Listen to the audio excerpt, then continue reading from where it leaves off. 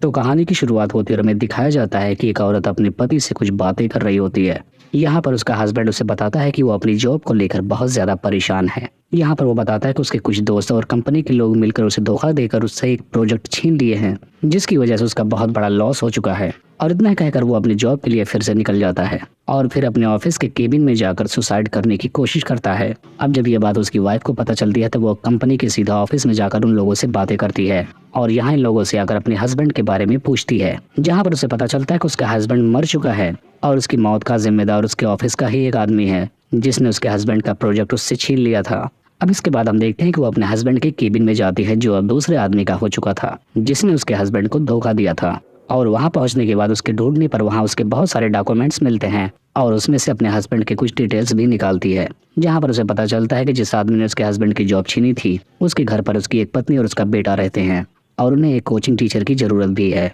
अब इस बात का फायदा उठाते हुए वह औरत उसके घर पर पहुंच जाती है और उसके पास एक फर्जी अपॉइंटमेंट लेटर भी होता है और अब वो कोचिंग देने के लिए उनके घर पर रेडी थी और अब से वो उन्हीं के घर पर रहने लगती है। अब हम देखते हैं कि ये औरत डेविड के घर पे पहुंचकर उसके बेटे को पढ़ाई कराने का काम शुरू कर देती है और यहाँ पर वो अपने कातिल अदाओं से उसके लड़के के अरमान जगाती है, जिसे देखने के बाद उस लड़के का माहौल बिगड़ने लगता है, लेकिन वो जैसे तैसे खुद को कंट्रोल रखता है। अब हम देखते हैं कि रात के टाइम जब वो औरत अपने कपड़े बदलती है तब ये लौंडा उसे छुपकर देख रहा होता है और ऐसा करते वक्त इसे बेहद मजा आ रहा था। लेकिन तब तक उस लौंडे की नौकरानी वहां पर आ जाती है, जो उस लड़के को वहां से जाने को बोलने लगती है, जिसकी वजह से इस लौंडे का मौसम बनते बनते बिगड़ जाता है। अब हम अगली सुबह इस औरत की एक और नई चाल देखते हैं, जहाँ पर वो उस लड़की की मोम की चाय में कुछ नशीली दवाइयाँ मिला देती है और फिर वो वहां से सीधा उसके बेटे के पास जाती है, जहां पर वो उसे अकेले अपने साथ ले जाती है, जहां पर वो उससे बहुत बाबू सोना करके उसे बुलाती है। जिसके बाद अगली सुबह हम देखते हैं कि अब वो लौंडा जब अपने स्कूल से लौटता है तो वो फौरन अपनी टीचर को देखता है और उसे ढूंढते हुए उसके पास पहुंचकर उसे चिपकने लगता है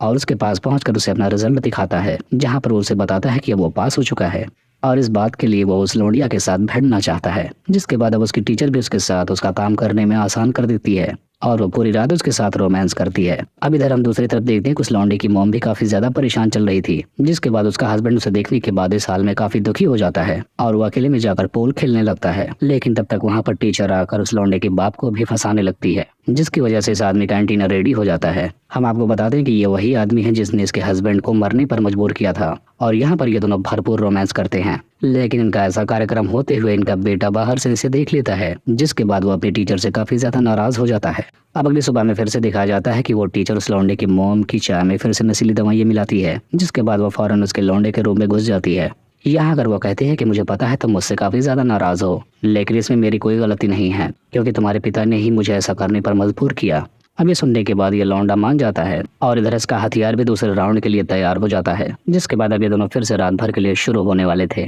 अब अगली सुबह में दिखाया जाता है कि इस लौंडे की मॉम की तबीयत और भी ज्यादा खराब हो चुकी थी और उसकी टीचर उसे फिर से सुबह सुबह नशीली वाली चाय की दवा देने आई है। लेकिन अब की बार वो जैसे ही चाय पीती है उसे कुछ ना कुछ समझ में आ जाता है कि उसके चाय में जरूर कुछ मिलाया गया है। अब इसी रात में हमें दिखाया जाता है कि वो टीचर उस लौंडे की मॉम को मारने के लिए घर के सारे लाइट्स को ऑफ कर देती है, जिसे देखने के बाद वो औरत बहुत डर जाती है। तभी उसका हस्बैंड भी उसके पास आ जाता है और अब वो सारी बातें अपने पति को बताती है, लेकिन उसका हस्बैंड उसकी बातों पर यकीन नहीं करता क्योंकि वो नशीली दवा की वजह से काफी नशे में रहती है। अब अगली सुबह हम देखते हैं कि वो टीचर फिर से उसकी मॉम को मारने की कोशिश करती है और यहाँ पर इन दोनों में काफी तेज भिड़ंत हो जाती है। अब इधर हमें उस लौंडे के बाप को दिखाया जाता है, जिसने अपने साथी को धोखा देकर उसकी ऑफिस को हड़प लिया था। यहाँ पर उसे केबिन में अपने दोस्त की एक फोटो दिखाई जाती है, जिसे देखने के बाद वो समझ जाता है कि वो औरत जो उसके घर में है वो उसकी ही बीवी है और वो उन लोगों को पेलने के लिए सिर्फ वहां पर आई है। जिसे देखने के बाद वो सारा माजरा आप समझ जाता है और फौरन अपने घर की तरफ भागने लगता है और अब घर आकर देखता है कि वो टीचर बस उसकी बीवी को अब मारने ही वाली थी, लेकिन तब तक वो उस टीचर को धक्का मारकर घर से बाहर फेंक देता है।